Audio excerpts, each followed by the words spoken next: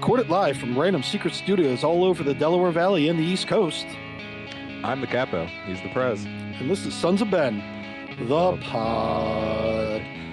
Well, Adam, welcome to episode number, and I'm going to give you the best person that wears this number. Not those other guys, but this is episode number Casper Shabilko. Number 23. Don't think of those other guys that wear that number. Don't even think about that. Rodney Buford. Yeah, Rodney Buford. So to honor someone like club legend like us, Casper, we brought in the big guns. Okay. Oh no. Oh, big guns here. So this week's guest, and I'm gonna say maybe now a Union legend, but we're gonna explain why he just earned Union legend during the pod. So you want to stay tuned for that. We have got, and he's gonna have to help me with everything, Mr. Richard Leibovitch, Vice Chairman and alternate governor. And I'm going to say AKA one of the team owners, but I still don't know what the alternate governor part is. So that's probably one of the things, the first question I'm going to ask. Welcome and thank you for coming on. And what is an alternate governor? Thank you. Thank you guys for having me. Delighted to be here. At the Board of Governors meetings, each team is allowed to have two representatives. And so we've got a governor and then an alternate governor. So I'm basically the number two guy. So Jay's our governor, and I managed to get myself into the room with the big boys, and I get to sit there and watch them all debate things. You're like the backup quarterback. You're the most popular person in the room. That's good. No, it's not even that. Being number two is always the best, right? Because the tough things, leave it to Jay, and I get to do the fun stuff. That was Adam Silver back in the day. It was just like when David Stern got on stage, he got booed for the first round of everything, and then Adam Silver comes on, everyone's like, yes, oh God, sanctuary from the other dude, yes, I love it. That's right. So just a little bit of background for everybody. Rich's background is McGill alumni. You hold a Master's of Philosophy from Cambridge. That's true? That's just I don't know anything about philosophy, but they put the name philosophy in every degree of theirs, so so that's what I got. But I studied economics at Cambridge. Yeah. Gotcha. Nice. Okay, and then currently you're the founder of RL Capital, correct? That's right. And I guess the question is because you're rarely new to the group. 2.5, 3 years? Is that exactly my mouth? Exactly. So I guess my question is, where did your interest and love of the sport and your interest in how did the Philadelphia get on your radar as something that you wanted to, associate yourself with and invest in? Sure. It's an interesting story. I think I've always had a dream of being involved in sports. I guess everybody, as they grow up as a kid, hoped to be an athlete. As a slightly pudgy Jewish guy, there was no chance I was going to make any team. So I figured my only chance would maybe be one day, if I do well in business, I may be able to get a sliver of ownership somewhere. So, I've always had that as a bit of a dream on the back end. But about 5 years ago, I ran into a friend of mine who works at the NBA, and she introduced me to someone who said, hey, have you ever thought about being involved with a team called the Philadelphia Union? So at the time, interestingly enough, the only time I had heard of the Philadelphia Union was, I think it was back in 2013 when the US Open golf tournament was at Marion. And they used the Union parking lot as the sort of alternate parking lot. And I remember parking my car there to go to the US Open. I remember seeing this beautiful stadium on the water and hearing about the Philadelphia Union. I knew they wwere a Major League Soccer team, and I knew Major League Soccer was on the rise.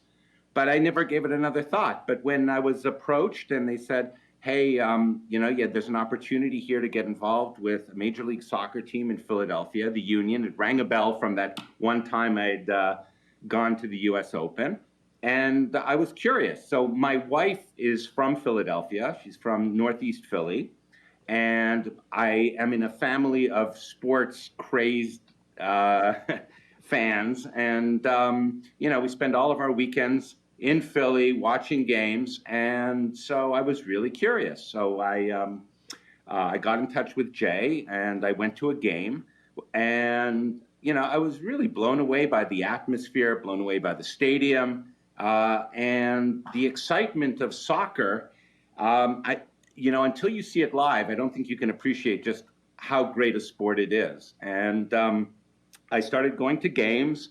I remember watching the Sons of Ben movie, and I was really taken by the passion that how the fans started it. It really got me excited.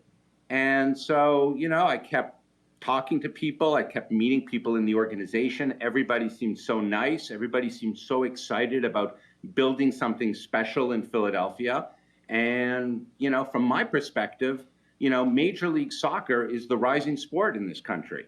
It's the one with the most potential. It's the world's game. It's exciting. It's fast paced. And so all the pieces sort of came together. It was cheaper than buying the Sixers. And so,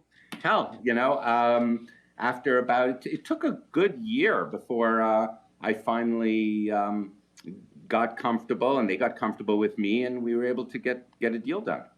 That's awesome, because we had no idea how you came involved. I was like, oh, maybe him and Jay knew each other through real estate deals or something like that. So I was always curious, because we've met a couple of times, and I'm going, how did he get involved? And you never know, just because it's not something that's published on the website, and there's not a great insight into the ownership group all the time throughout professional sports. So again, we really appreciate you coming on. And I guess this is the question that everybody wants to know. Adam's on the edge of his seat, so let's get to it. Apparently, you guys have gotten one more person that went through the same experience as you did and wanted to buy into the Philadelphia Union. And I think his name, Adam, correct me, is it spelled Kevin Durant? Is that's the guy's name? Durant. Oh, Durant. It's French. It's French. So we heard you are the person that pretty much got the ball rolling on this. So how can you tell us how Kevin Durant became a member of the ownership group for the Philadelphia Union? Sure. So I'll give you a little bit of the story. I was watching TV in my living room one day, and I see this headline go on the bottom of ESPN saying that Kevin Durant was in talks with DC United, and that the talks had sort of fallen apart. And that was the first time I had any clue that Kevin was interested in being an owner of a soccer team. And so I saw it on TV. I thought nothing of it. And then a friend of ours who happens to work for the NBA mentioned to me again, hey, did you see Kevin Durant is going to be an owner of DC United? And I was like, wow, okay. And then following that, the same person who introduced me to Jay, who got me involved in the team, we were on a call together. And again, it came up for a third time. And they said, Kevin Durant was thinking of investing in DC United, but that didn't work out. And so we said, well, why don't we approach him? And the story goes, and I better give credit where credit is due, otherwise my wife will never talk to me. But my wife happened to be friends with Kevin Durant's business partner's wife, and our kids went to school together. So Rich Kleiman, who is Kevin's business partner and runs 35 Ventures, happens to be somebody that I knew through my wife, and we knew each other socially. And so at least I had a phone number to call, because you just don't Google Kevin Durant's phone number and it comes up. So at least I had that, and so I gave him a call. I remember I was on a business trip in Orlando, and I get out of my meeting and I say to him, hey, I saw that DC United's not working out. Any interest in talking to us? And his answer was, well, this must be like kismet, because things happen for a reason. Yeah, we were very interested in getting involved in soccer, but for whatever reason, it didn't really go forward in DC. But sure, we'd love to talk to you. We'd love to learn more. And that's really how it got started. And from there, we had a meeting in New York at my apartment building, hushed in secrecy. All the doormen were on, ultra high alert. We had like a security guy at the door, making sure nobody could come in.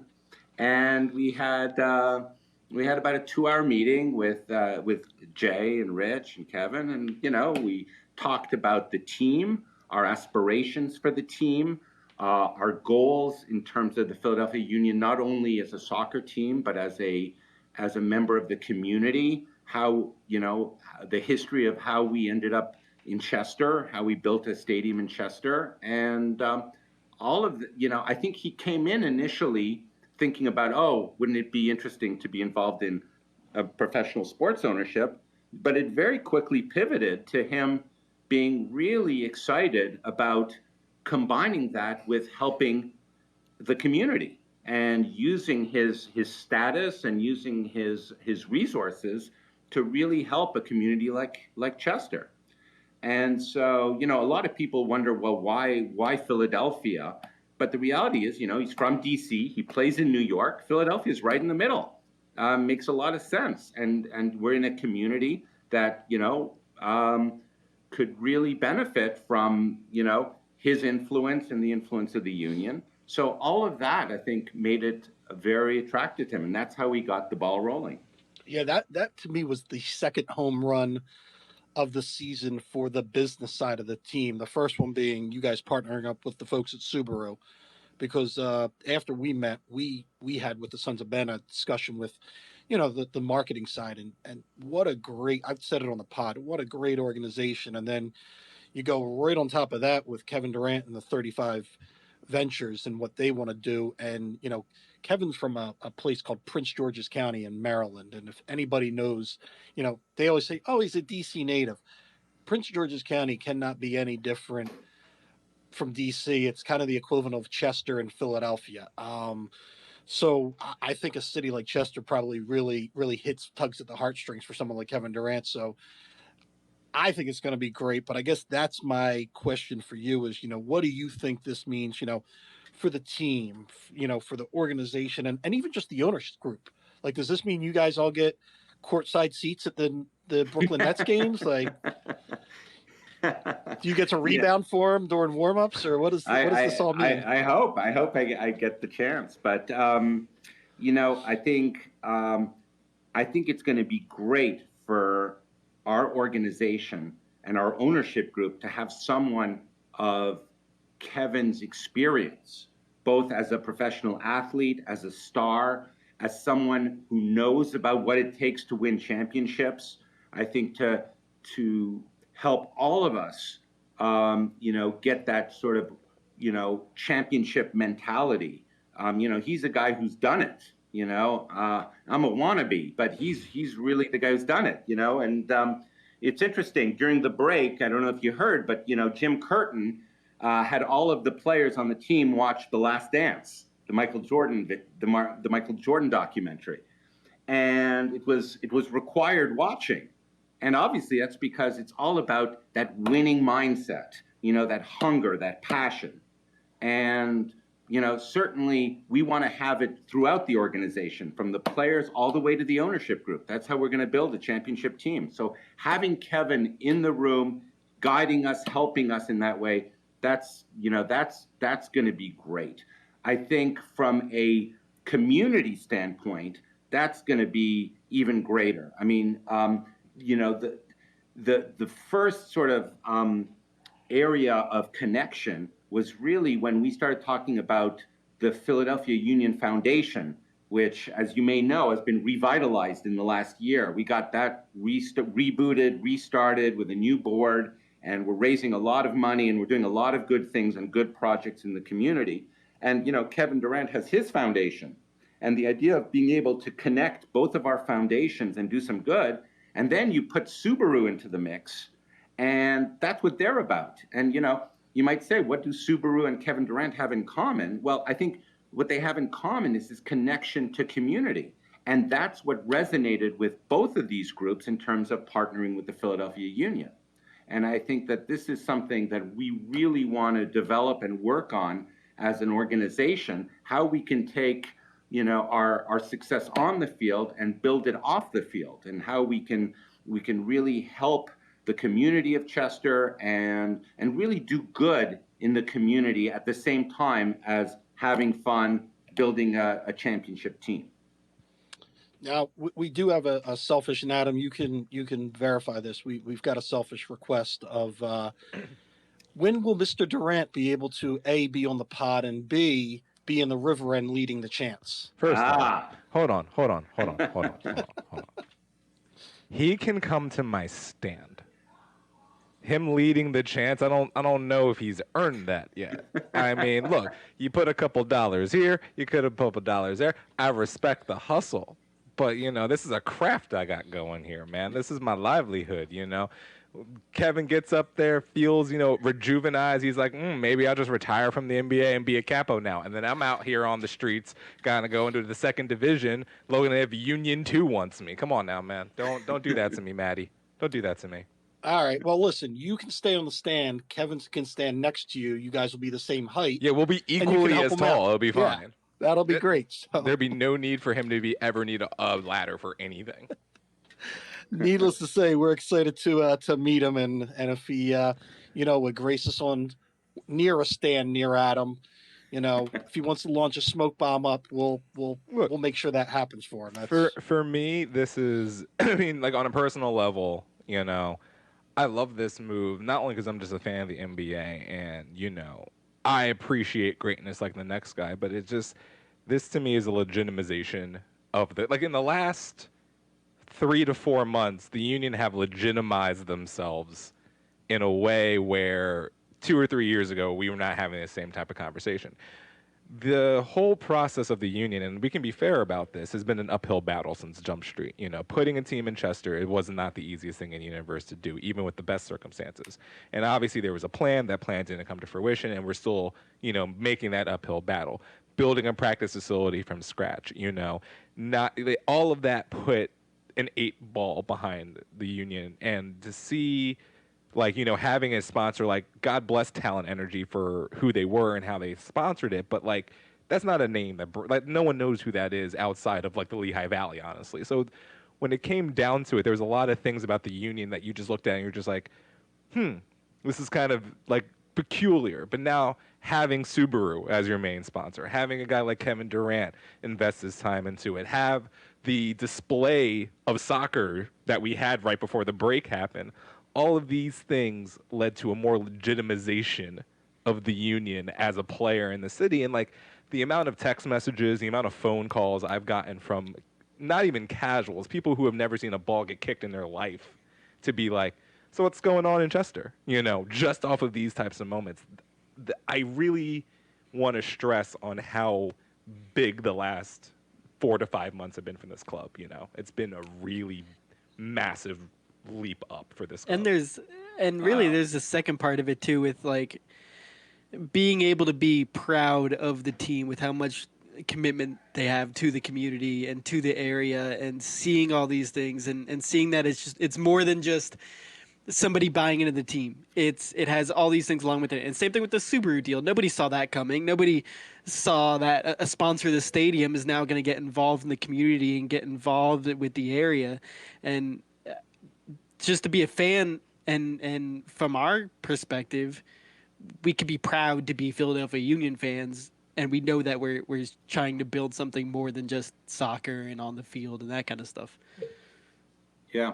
Well, we're doing it step by step. It feels really good to have these couple of visible, tangible steps under our belt. Now there's a lot of sort of less visible steps that we have to put in place before we can get sort of to that next level of visibility. We talk a lot about, okay, we have a nice stadium by the water. We have this interesting, this great practice facility that we took this, old industrial building, converted into a very cool state-of-the-art training facility. We've got the Wharf building, which if you've ever gone inside, it's just an amazing, amazing space. But we now have 100 acres around the campus. We recently bought 12 additional acres, and we have a plan to keep investing and to keep building and to keep improving. And we have a ways to go. We know that, but step by step, we're putting all the pieces in place. And more importantly, it takes a lot of people to make all this happen, and we're putting those pieces step by step. People like Subaru, like Kevin, they all can sort of pitch in and help us make this a reality. This team was started during a very difficult, trying period, 2008. That was not an easy time, and boy, it took our economy, a decade to recover from that. We're finally getting there, and now, boom, we get hit with COVID and all of that.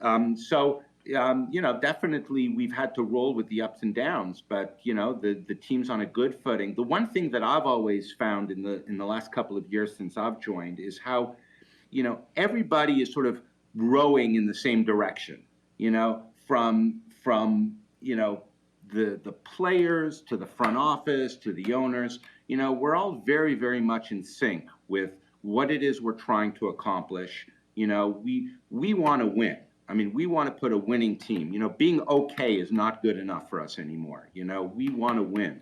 And we also want to be a team that we can be incredibly proud of. For me, one of the things that gets me excited is when I go to one of these owner meetings and someone will come from another team and say, hey, I really love what you guys are doing out there. You guys are really, you guys are a dangerous team. I love hearing that. That to me is the highest compliment. And we just want to build on that. We want to go from, you guys are pretty good, but you don't spend a lot of money, to, what, you guys are top notch. You guys are really first rate. So, it's a journey. We're getting there. We're going step by step. As a proud resident of Wayne, Pennsylvania, I am so happy that you created a world-class academy right in my hometown. Appreciate that. Yeah. That's something. I'm always proud when they're just like, oh, yeah, I heard about this YSC. I'm like, you mean the old Wayne swim and tennis? Yes, sir. They just making the finest soccer players these days. I love it. Yeah. Well, it's worth saying, when Matt asked me earlier how I got involved, I remember before signing on, I spent a day at the YSC Academy and the Union Academy, and I got a tour of the school, and I met some of the players, and I saw a training session. And I was so blown away by the culture that had been created over there, from everybody there wearing Union jerseys as they go to class to the big signs in the gym, with Union players. It really made me appreciate the culture that was being built over there. And, certainly, our goal is to, bring that to all of Philadelphia. If we can have that same kind of pride, and then I think we're going to be a great team. And I can back you up. When I was named president of the Sons of Ben, I got an invite to go to the academy, and I had a completely different idea of what it was. And I remember walking in, and you're seeing all the flags. So I'm going, what's with the flags? They're like, oh, they're the flags of the countries of the kids that come here. And I'm going, wait, I thought you just got like suburban kids from the Philadelphia area, and their parents paid tuition and they got to train. And they're like, oh no, they explained where they can recruit from. They explained where these kids come from, what their background is, and, the training. And they're like, listen, we know not every kid is going to become a pro player, but we want them to go on to the next level of, say, college, and not have to pay for college and just become good human beings. So going through that, if anyone, and we were going to have an academy day, Sons of Ben Academy Day, where we were going to watch them play and do tours, hopefully when this is all over, because I really would like our members to get the opportunity to see what's going on, because as a fan, you just think the academy's supposed to churn out players for the team, where you really see their mission is just churning out good citizens of the world. So that's great. But I do have a question. It was going to be later in this, but you mentioned it, so I'm going to ask.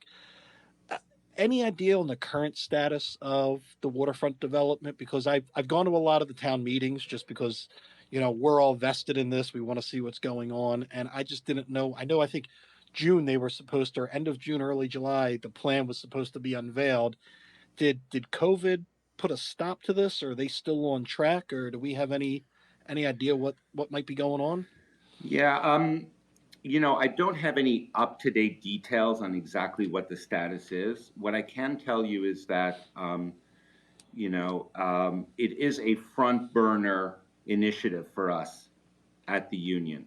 We want to develop the waterfront. We want to add to what we have, and it's going to happen. We definitely had some good momentum going into the month of March when COVID kind of put a halt to things.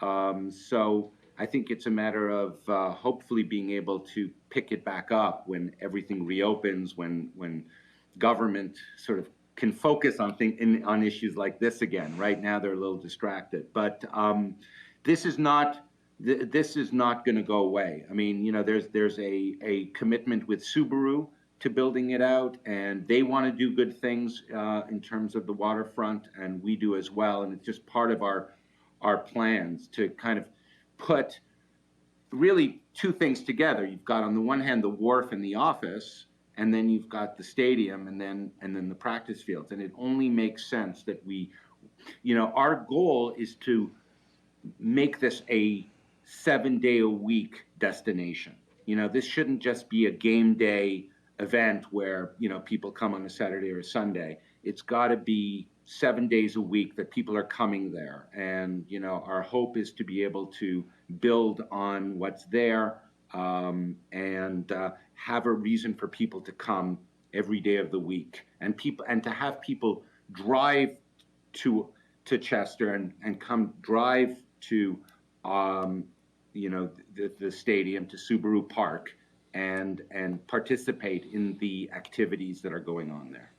And it's something I'll this is my little behind the curtain kind of moment, because I've attended a couple of the meetings and met with the firm that you guys contracted to do the plans, and they are not leaving one stone unturned. But some of their plans are, and people don't realize this, 291, you fly down that thing. You're doing 50, 60 miles an hour, and the residents of Chester, it's not feasible for them to safely walk across that street to enjoy the riverfront.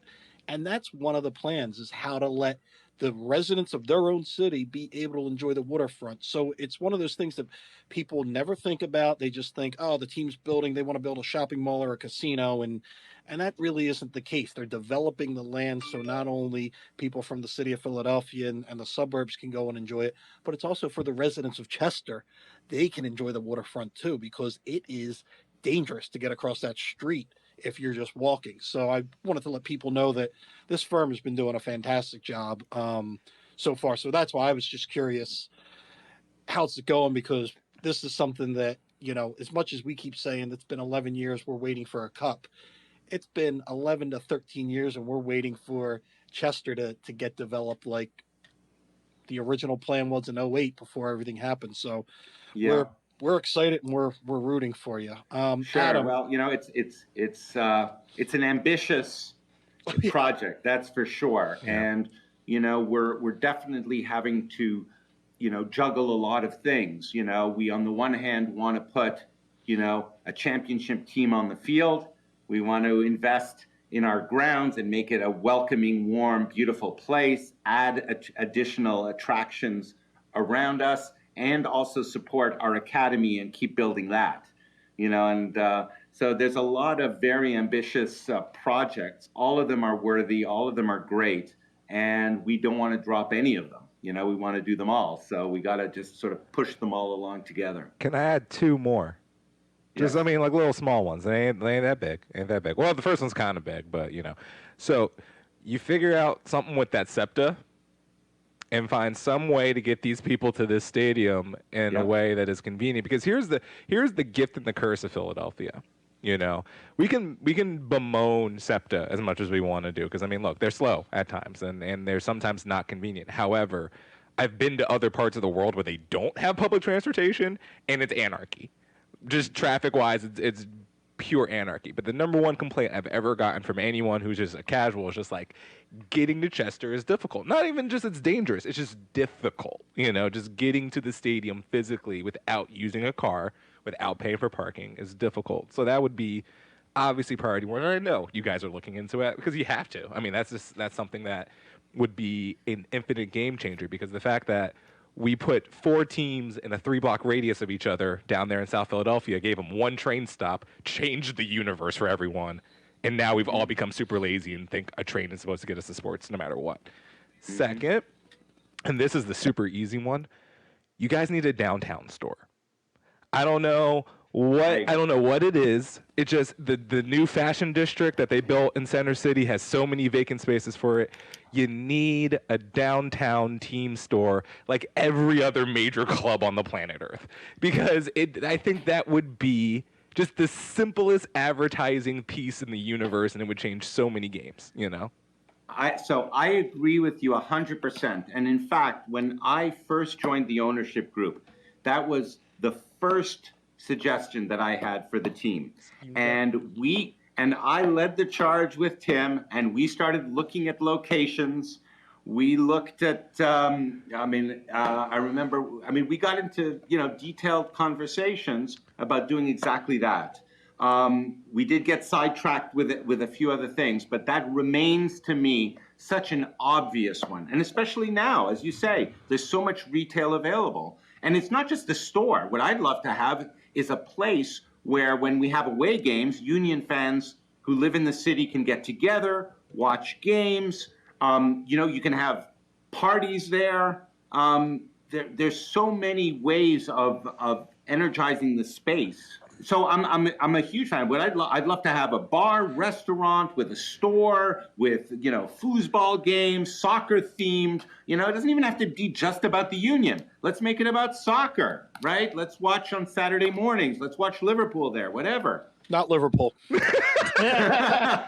can watch them. I didn't say you have to cheer for them. Yeah, we'll watch them while Chelsea plays them, Matt. It's fine. It'll be okay. Okay, good. What I've gathered from this is that Adam needs to be brought on as a consultant for the ownership group. They been knew that though.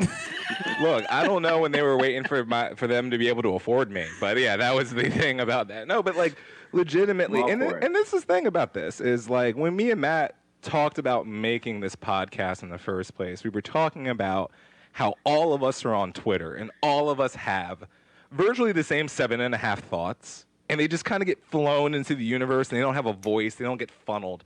But, like, every person I know is talking about, like, yeah, man, a little bit of a downtown presence would be so big. And just these little types of things. And it's just, like, to hear an individual like yourself say that, that's invigorating. Like, that's good. That's what we wanted to know. Absolutely. Like, and you may recall, we've done some outside events at the Piazza.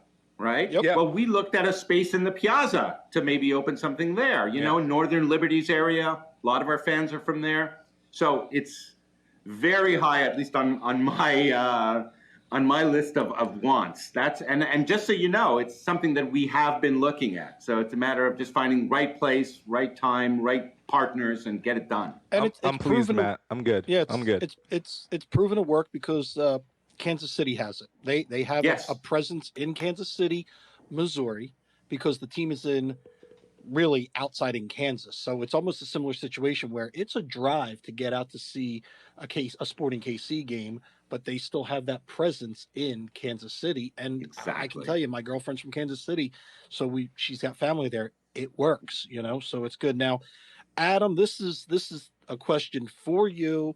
And then both you and Richard can tell the story. But Adam Booth, where are Richard's keys? So, and I like to point out that Richard is the nicest human on the planet Earth. Like legitimately, I have never been more horrified for a sequence of events, and it got perpetually worse by like when I went up the chain of like, who was the person of which I stole these keys of? And they're just like, oh, you don't know? And I was just like, no. And they're like, so back at my favorite venue in the... Yes. I even remember that keychain too. Yes. Okay. So back at one of my favorite venues, which actually is now becoming Red Bull Arena, only because Harrison, New Jersey, I see you. You're doing a little something there, we got 5 guys there. They're doing a little something, and I see you. I hope Chester does something a little similar to that. That's kind of one of my goals are. But, I kind of enjoy going up there, especially since it's a really short drive. But anyway, we were playing Red Bull, and it was the beginning of, like, about the first couple minutes of the match were about to start, and we have our banners. Like, the Sons of Ben carry around a lot of banners, but the problem is arenas don't really, like make it conducive for banners to be put places. So moral of the story is we had these banners that we now had to put holes in so that we could use zip ties to tie them to railings so that we could show we were the Sons of Ben and all that fun stuff. We don't have, like, they don't let you bring things that usually can stab holes into things into arenas. So I don't have anything that's like strong enough. No one does. And I'm just like, does anyone have a pair of keys? And Rich, who's just casually sitting there, just like decked out in Sons of Ben gear and in Union gear, and he's like, I got some keys. You need these? I'm like, yes, please, thank you. So I go down, I punch the holes in like 4 or 5 banners. Me and Ryan Bross put zip ties through all these banners, and then I pocket these keys for reasons unbeknownst to me or anyone else on the planet. I just put them in my pocket, and I'm just like, soccer, go in front of me. Long story short, I think we lost 2-0 that night, but it was just like, it was a fun game. I loved it regardless, but it was like, I didn't come up with this with the bus. I have weird versions of anxiety when it comes to capoing sometimes, so I like to drive myself. You know, I like to do a little meditation in the car, listen to some calming music, some like babbling brooks, that kind of stuff. Anyway, so I park not near the stadium, so I don't pay for parking. It's a double whammy. Anyway, so ultimately, I'm like 4 or 5 blocks away from Red Bull Arena. I dig into my pocket, and I'm just like, these feel funny. And then I pull them out. Oh, no. Not only are these not my keys, I'm like, okay, who is the gentleman I took it from? I don't recognize the face. Oh, no. Okay, call every person I know. I call Matt, who wasn't even at the game, mind you. Nope. I call Matt, who's like half asleep back in Philadelphia, like, I have no idea. Call Jess. Call Jess, who's on the bus, Jess Gutzler, our vice president, and she's like, they have no idea whose keys these are. Yells on the bus, anyone knows who keys these are? No one comes up. So Matt's like, all right, I'm gonna call Tim. Oh no, let me cut. Look, cut in. Here's the bad part about being president of Sons of Ben. You'll get phone calls at 10:30 at night from the front office, and so we're coming. I know there's a Red Bull game. I'm watching on my sofa, and I get the Tim McDermott phone at 10:30. I'm like, oh crap, somebody's bleeding. Somebody, something horribly wrong that Tim and I are going to have a 2-hour conversation, and I'm not up for it. And then he goes, do you know who had keys? Because it's one of the members of the ownership group. I'm like, oh, Tim, you lost your boss's keys? I don't know, man. So Adam and I already talked, so I actually knew he had the keys. So then, go ahead, take it, Adam. Look, man, first off, you don't want to be the one frantically calling, like, I stole someone's keys. And it's just like, I'm leaving a horrible impression for, like, the Sons of Ben in this man's mouth. He's just like, so they're just thieves, I guess. I don't know. But it's just, so I take these keys, right, and I get a call, and, like, I get on the phone with Tim, and then Tim patches Rich in, and Rich is just like, hey, so you got my keys, right? I'm like, yes. Oh, my God, yes. I actually sat in my car in Harrison, New Jersey for an extra 45 minutes and was like, because I didn't know what to do. I thought if I drove back to Chester and this was a person who lived in Albuquerque, this would be the worst thing ever. So I needed to just stay put. This was the best case scenario. And Rich is just like, it's okay, it's fine, I got a spare key, it's good. I'm like, I will drive to Manhattan right now. I will take the Lincoln Tunnel. I will sit in traffic for 45 minutes. I will get you your keys back, sir. That's only a $50 toll. I will do it. I will make it happen. And he's like, no, it's cool, just mail it to the union. They'll mail it to me. It's fine, we'll get it. It's fine. And I'm just like, thank you. And then so Rich shows up to an event like a couple of months later at the Xfinity Live, and I just look at him like, oh my God, hi, I'm sorry, did you get your keys? You got your, and he was, and then, so I think that like I'm already the worst person in the universe, and then he was just like, yeah, so like my child was just casual, he's like, Dad, are we gonna go home tonight? And I was just like, oh no. Like, I caused peril. Like, I caused peril and possible trauma. And I was just like... Well, the funny part is that, it was just like a series of unfortunate events. Because, if you'll remember the game, it wasn't a late game. I think it was like a 7 p.m. It was done by 9 o'clock, right? But then, the Red Bull security must have kept us there for like 45 minutes before they let us out, right? We were getting antsy. right? There was a reason for them keeping us for 45 minutes, but we're not going to talk about that reason. We're just going to Okay. leave that alone. I'll just assume that they were just being, good security people. And they were actually, yes. Yeah, I'm sure. So, finally, and at this point, I had no idea that I didn't have my keys. So then, I live in Manhattan, so I, took another 45 minutes or an hour to get to Manhattan. And then when we finally get in front of my house, I realized, oh no, I don't have the keys. So now I'm with my mother and my littlest child and my wife.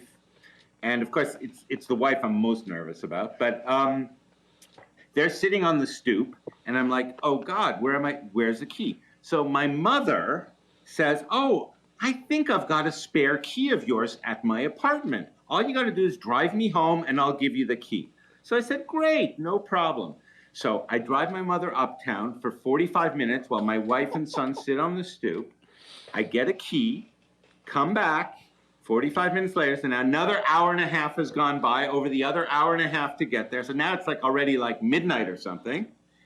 And of course, the key doesn't work. It's some old key probably from when I lived, in Boston in 1996 or something like that.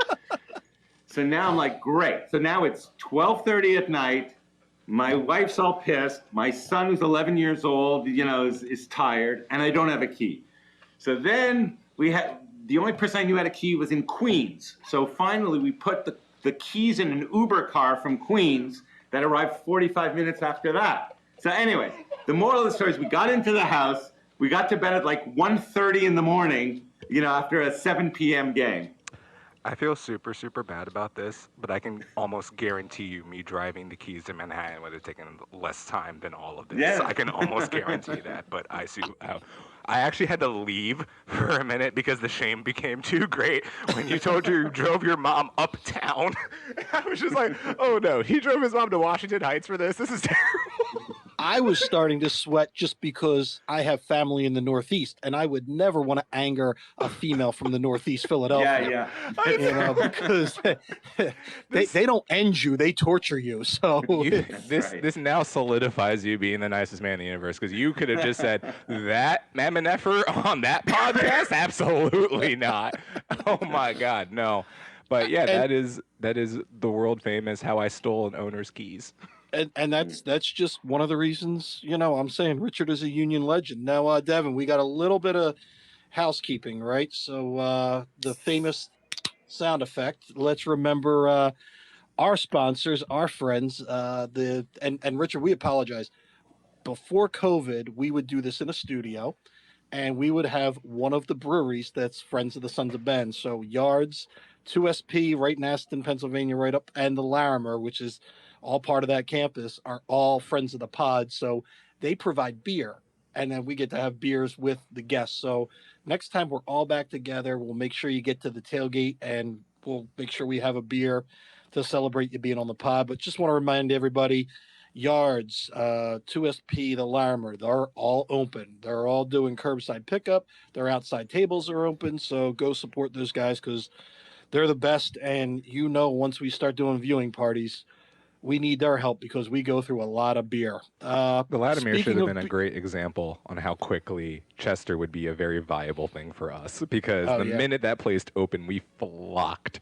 The amount of people who just said, "You mean there's a bar here?" And it was just that was it. It didn't care that it was literally someone's garage that we were all posting up, and we were like, "Yes." Oh, that is the after-game spot. I mean, where else but Philadelphia Union Sports do you sit there? Because this doesn't happen with the Phillies or the Eagles, where after a game, you can go to this small brewery, have beers with your friends to talk about the game, and then Hall of Fame Ring of Honor legend Sebastian Latou walks in to drink some beers with you. Mike Schmidt's not walking into, Xfinity Live and having beers with you. Ron Jaworski might. Jaworski would totally do that. Nobody else is going to do in that. In soul gear of a team that doesn't exist anymore. Yeah, exactly. But speaking of beers, Adam, Drunken Union Zoom meeting this Friday again. Richard, this is something, it was a couple Sons of Ben and just Union fans. Every Friday, they set up a Zoom call for just a happy hour, 7:30 every Friday, and the list of people that have been on this thing has been insane. Last week was Casper Shabilko, which is great. Kai Wagner's been on. Alexi Lalas has been on. Hold on. Both Did you forget? hooligans. Did you forget Jimmy Conrad? Jimmy Conrad was on last week. Yeah, that's right. Jimmy Conrad was on last week. I mean, we had legends show up on this. Yeah, it's been insane the amount of people. Like Jonathan Tannenwald from the Philadelphia Inquirer holds court during this thing. He's in this is his Super Bowl, so it's crazy. So if you're interested, just get on Twitter, look for Our Union at Our Union, and you just have to like their post, and they'll send you the Zoom invite and check it out. Wait, quick PSA. So hey guys, I wasn't on the call last week, but I heard that y'all got a little talky over each other. So like, maybe a little more respectful in the chat. Maybe some push to talk action next time around, so everyone doesn't talk over each other for 2 hours. That'd be fun. I don't know. I got thoughts. Bye now. Yeah, it's with the amount of drinking that goes on, then people start talking over each other in the Zoom meeting. But it gets, I like to get in there for the first hour and then leave. Yeah, it is. Next thing, the membership kits for the members out there. We know during the season, you just come by the tailgate, pick it up. We're going to do a drive-through. So next Saturday, the 27th, from 3:30 to 6 or 3 to 6, come by the tailgate lot, and a lot of us volunteers will be there, so you can get your kit with the pin and everything else. So we just wanted to let you know, you can email Molly. Her info's on the Sons of Ben site to get any more info, but literally just drive up in your car, tell us who you are, we'll bring it to you. Just please respect the volunteers, wear a mask, stay in your car, that kind of stuff. And that's it. Now, I guess, Devin, we got some Union and MLS news. We do. Did you hear that there's a little tournament in Orlando? It would have been more clever if you said a little tournament in Florida, but I know what you were trying to do there. Well, I could have said Lake Buena Vista, but then you'd make fun of my Disney knowledge, so I wasn't going to go there. I also know as like Buena Vista, but not because of Disney, only because the Braves used to use that as their spring training facility. And that's where New York City's going to play their games in that tournament. They're playing in that baseball stadium. Well, I mean, it is only demanded that New York play in stadiums for which sightlines are horrific. That is just how they operate as an organization. So it looks like Jim leaked it. Union versus Nashville, July 9th. Are we ready for this? I'm here for this. I mean, look, I love the fact that we're going to play two teams that we've never played before ever in this tournament. It's just kind of super cool in that respect, because it's just like, look, and first, I mean, like, I'm happy that Nashville got a team. I think Tennessee, I think the South as a whole has been underserved with the soccer, because I'm happy Charlotte's coming in too, because the South, I'm a big fan of soccer from down there. A lot of my family's from down there.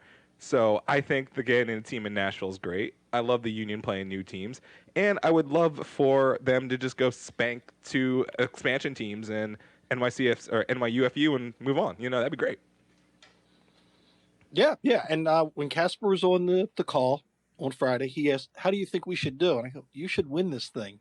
And he goes, "No, you're right. We should." So our striker says they expect to win that pool, and he said that they did play Miami in the preseason. And he goes, we won 2-1. Oh yeah. So the team's thinking they're winning that A division. So the team thinks that. How does Mr. Ownership think? Or what are we making any bold predictions? Well, I think we look good. Look, I was in LA for the 3-3 game, which was one of the best nights of my life. We're stopping everything else about the pod. You must tell us everything you felt. I need to hear. I need all of the emotion of that evening, because there was a 6'2" African American gentleman running back and forth in his apartment, screaming at the top of his lungs in ways that he didn't even know he could about Norwegian center backs. So please tell me about what you were feeling. Please, I need to know everything. Oh my God, it was just an unbelievable night, right? I mean, I remember the night before, I actually had gone out for dinner with the owners of LAFC, and there was some trash talking going on there, and I'm representing the Union, but deep down I'm like, oh shit, we're playing LAFC in LA. Oh boy, I hope we don't get crushed. And I'm like, you're always praying that let's just not fall behind. Let's not give up a silly goal in the first 10 mints, right? We've seen that a few times. Yes. And all of a sudden, boom, we score the first goal. I mean, there's no greater feeling, as you know, than going to an away stadium and scoring, right? And the place is quiet, and you guys, we're going nuts. As loud as that place tends to be, too. Like, that's crazy to me. Yeah. And, of course, they put us in the corner right next to the 32-52. And so there's a lot of trash talking, especially when we're screaming and they're looking at us like, who are these guys? So anyways, the beauty was we were never behind. We scored, they equalized, we scored again, they equalized again. And, so it was just a great game where we were always in front. And, our team looked great. And there's just an incredible confidence. I'm just in awe of Ernst Tanner and what he's done in terms of finding these gems, these absolute gems of players. It's been amazing, and I was excited to see Glesnes play, and for him to come out and play like that. I'm just really excited for the tournament to pick up, and I think the guys feel confident. Jim tells me that they're in great shape. That during the off season they've all kept in great shape, and their fitness levels are very high, and they're excited. So, and I'm excited. Oh, we're thrilled. And then Adam, I don't know if you heard this, but Richard whispered offline that they're planning on sending a select group of friends and fans and Sons of Ben down to Florida. Yeah, there you go. Yeah, no, you just got to be swabbed about 17 times for COVID before they'll let you in. So I'll bathe in rubbing alcohol if I could go watch a game live. My lovely sister went to some of the lovely protests, and that happened in Philadelphia, and then she proceeded to go to Rite Aid and just get swabbed deeply in the nose canal. And if someone told me you can go to Florida to watch the Union play, I would say take 2 of them.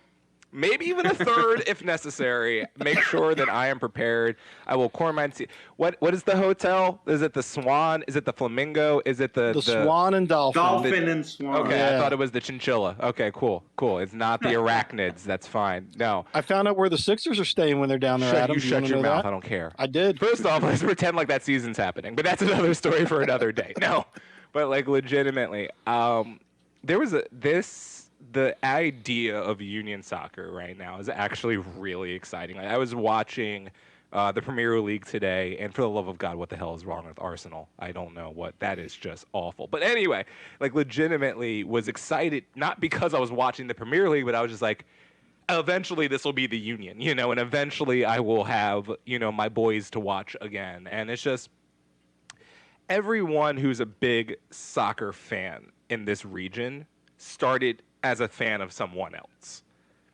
We all, whether it was the local teams that were here, I was a low-key DC United fan. Like, not enough to go to physical games, but if they did well, I was okay with it. I was never going to root for New York. But it was just like that kind of thing. But the Union in just the 11 years have gone from like, hey, my club of my city to my favorite club. So it's just to see that my favorite club is about to get going again. That's getting me more excited than Bundesliga, than the Premier League, than anything else, Yeah. And I as much as I hate it for the sort of the jinx value and the curse value, but, when you see the pundits start to sort of predict that we're going to be the winners of our group and, all that, it's still, it feels, there's a sense of pride there. But like, why not? Why not? Yeah. The team's good enough. We can play with like that game in LA. You should have grinned at Mia Hamm Garcia Parra and said like, yeah, what? We're here. Like, I don't know if you thought, but like, this is what we are now.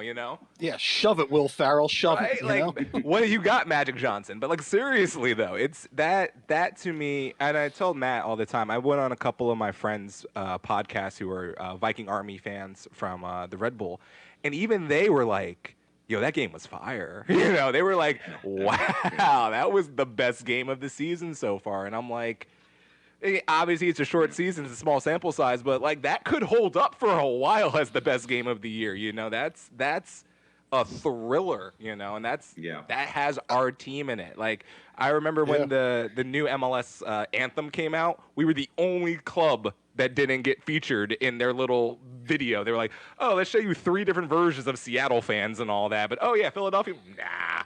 But I'm just like, no, that's right. We'll just win trophies. That's fine, That's it. Yeah, Alexi Lalas was on the pod, and he said the same thing. I don't remember if it was during the recording or off, but he goes, "That game was fantastic." He was just so blown away by it that, and I'm excited because I think the team, the way Ernst has built this team, they're the depth in different positions, and we don't go into a lot of X's and O's on this, but they're built for this kind of tournament. I mean, you've got Corey Burke coming back in midseason form from Austria. They're done July 4th, and we start July 9th. We've got four forwards that can just pump in. So handling all this, we're going to be able to grind teams down throughout this and hopefully come back in August with a tournament trophy and some Champions League spots, Yeah, Champions League spots, and ready to go. And God willing, in August, when we're allowed back at Subaru Park, maybe there's a certain amount of fans that can be in there. If not, I'm just going to be standing in front of the gate, shaking the gate, trying to get in. But yeah, that's what we're all hoping for, to get back to that and get back to cheering for the team. For sure. Devin, do we have any more to wrap up? Because I know we're getting close to the hour mark. Do we have You wrote down one question here. I want you to ask this last question. We'll wrap up here. Well, do you want to do it in my voice? Because I don't know which question it is. I got to impersonate Matt. Oh, yeah, if I have to do Union Hulk, you have to do me. Oh, no. All right, so we really want to know what this We really want to know, guys. Like, when we do all the things and we're handling our business, but we really want to know. All right, Rich, who is your favorite player on the team? That's a tough one. That's a rude ass question, Matt. I just want you to know that. Devin asked that one. 30 immediate enemies. Yeah. If I were to Tim has said Matt. Elsinho's his favorite player. If that helps you out. There you go. Tim McDermott has gone on and said that. So, It's so hard. That's a really. It's like asking the question of who's your favorite kid, right? Like, that's really tough. I love them all, but I will give a special shout out to our captain Ali Bedoya, because not only is he a great player, but he speaks his mind off the field, and he's a leader, and he represents us well, and I respect that tremendously. I don't know if anybody saw it this week, but he was on ESPN this week. Yeah. And like, always spicy. Couldn't be any more prouder of the person he is, and just willing to speak his mind, and it's so great to have him as the captain. Well, it's great to have him as the captain, and then there are personalities on this team that you're starting to see, where in years past it was, we had a Latu and maybe a Roger Torres that you loved their work ethic on the field or their skill on the field, but besides maybe Danny Califf and Connor Casey, there weren't a lot of off the field personalities that you're like, man, that's a guy I want to have a beer with. Where this team, from top to bottom, except for Aronson, because he's not old enough to drink, there's not a guy on that team I wouldn't want to have a beer with and just talk about life in general, let alone soccer and their career. You can drink when they play Toronto. Very true. The silver linings of everything. But yeah, and Montreal, right? Exactly. Yeah. But Montreal. But not Vancouver. Fun fact.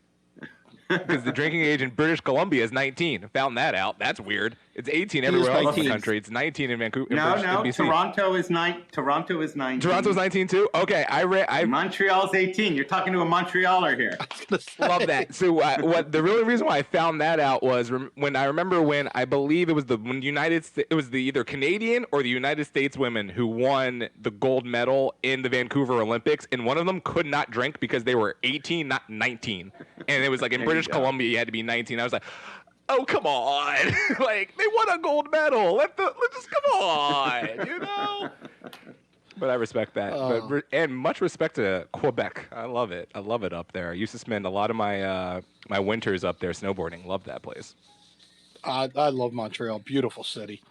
All right, guys. Well, I think that wraps up the Casper Shabilko number 23 episode with what I'm going to call Union Legend. Richard, thank you so much. Matt, Devin, thank you guys so much for having me, and I look forward to seeing you guys if you'll have me sit up there with the Sons of Ben, there's nothing I like more. If we'll have I was you. able to do it incognito a couple of years ago with my kids. I sat up there. I'd love to do it again next. You next did it with us at Red Bull, and I didn't even notice That's either. You're true. fine, man. Come on down. You are more than welcome. We'd love to have you, and then make sure you come by the tailgate to say hi to everybody, because I know everybody would love to meet you. And everyone, thanks a lot again for a successful week. And remember, wash your hands.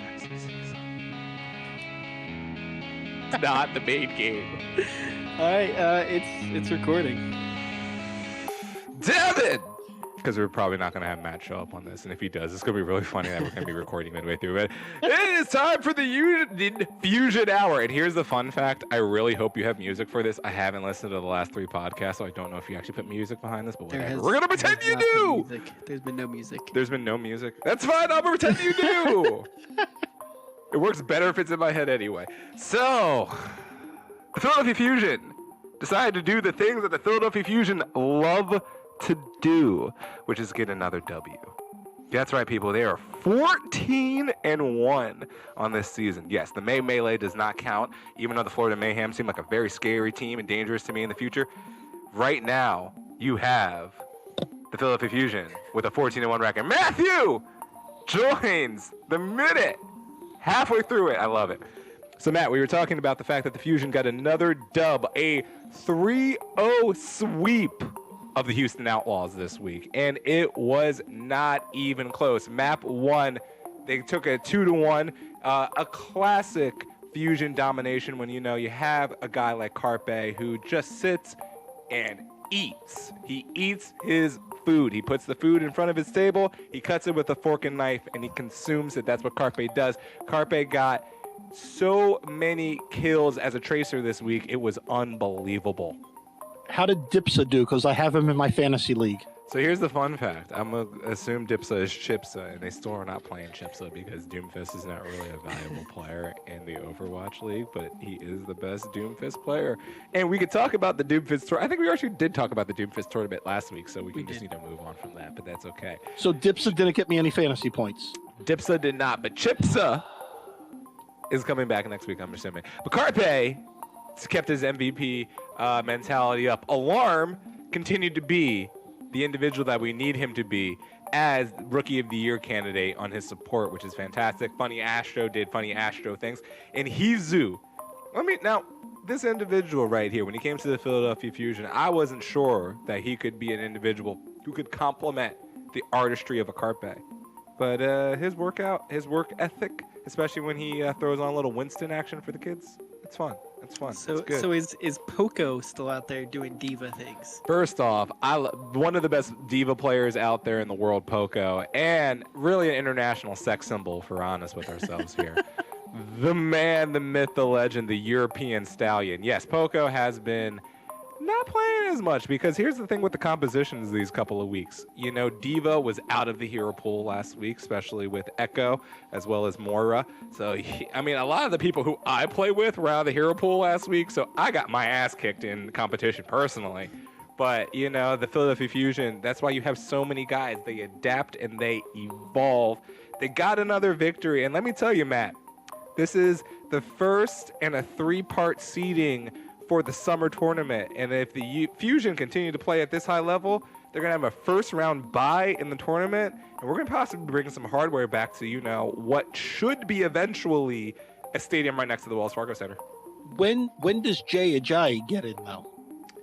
So Jay Ajayi, who still, I'm coming for you, Jay. Don't you believe I forgot? Wrestling promo Adam remembers. And he will be there for you when you want to get on the Fusion or the FIFA rankings. I will be there. Some say that Jay is still trying to win a game to this day. Literally, there is somewhere in America Jay Ajayi has played FIFA and losing to a 12-year-old, but it's okay.